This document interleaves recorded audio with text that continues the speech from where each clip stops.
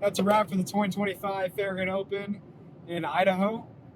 This is my first time going to the Farragut Open, but second time going to the property of Farragut. About 2 or 3 weeks ago, I played Apex to kind of get the hang of the course of the property for this tournament at Farragut. Ended up taking second place this weekend, shooting a 10-10 overall. Maybe it was 1,009, don't remember exactly. Colin Bryant took it down. I think he won by 13 shots, shooting a 1049 event average for the tournament. Pretty decent. He did all right. This weekend was a bit odd, especially on the putting green. It just felt like I couldn't really connect whenever I was within 50 feet, 60 feet. I think I went 16 of 29 from inside the circle and whatever from outside the circle. I only made 2 C2 putts, I believe. But that was really the main reason I just wasn't shooting super solid this weekend was putting. And the last 2 weeks since school started, I feel like I haven't been able to get the practice I'd usually gotten in. And the consistency and just overall form has been a little bit different recently. It feels like every putt is coming up super nose up, really wobbly, too much hyzer, more than I'm wanting. It just seemed like every single miss that I had this weekend, whether it be a 10-footer or a 45-foot putt, it was hitting the high left side of the basket, maybe clipping a chain or two. I think I had 3 different triple putts. One of them was for eagle on a hole 5 during the second round. That was pretty annoying. Yeah, putting was just rough, and I'm gonna need to practice it a lot going into Oregon State this next weekend, and with the Q Series finale coming up in mid-November. Other than putting, I felt great this weekend. I think off the tee, I did a phenomenal job, especially with a distance driver in my hand.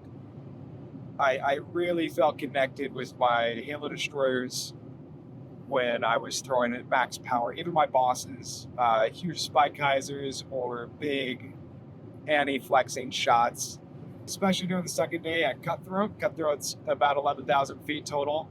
And so there was a lot of big bomber shots, and I was really able to open up and start to reach that like 540, 550 distance that I may or may not have. One of the holes, hole 5, the one I missed the eagle putt on, I got a 610-foot drive off. It is downhill, but it's still nice to be able to hit that number. Angle control felt great off the tee in the open field. Even in the woods, I felt like I was hitting my gaps pretty well. And I wasn't throwing it too high or too low very often. I gave myself a lot of looks. I mean, the first day, I think I had 15 birdie putts inside C2, and I shot 4 down.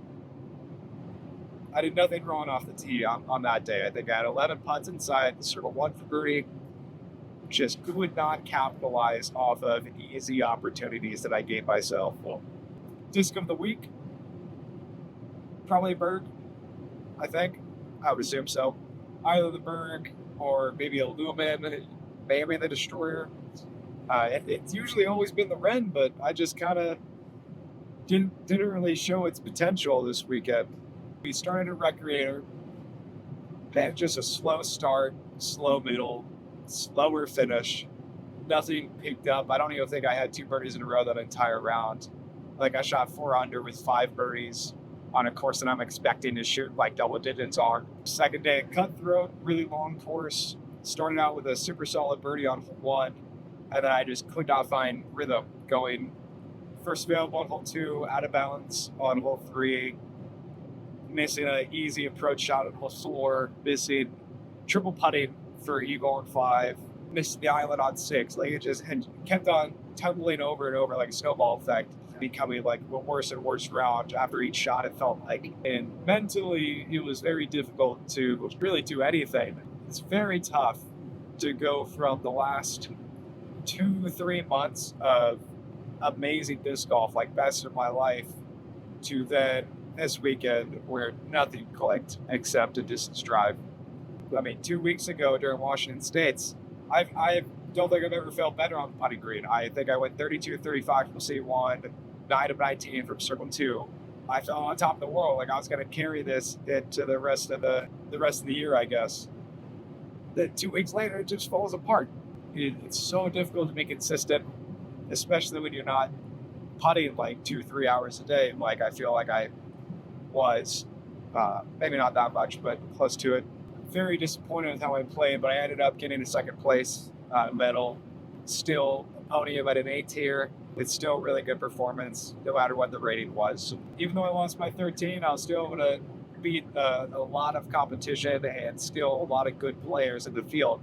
Like there's a couple 1,000 rated guys, a couple 990 rated guys, and still managed to hold them off. Congrats to Colin again for the win. I got him 2 weeks ago, so feels like we're even though I've never beaten him by 13, we'll just say it is. I believe this was his first A-tier win as well, so it was really cool to watch and be part of. It was crazy. I was making jokes with him after his second round about how he didn't even shoot Gannonbur's rating. It's like 1062 or something after going 13 under. Might come back next year for the 2026 Farragut Open.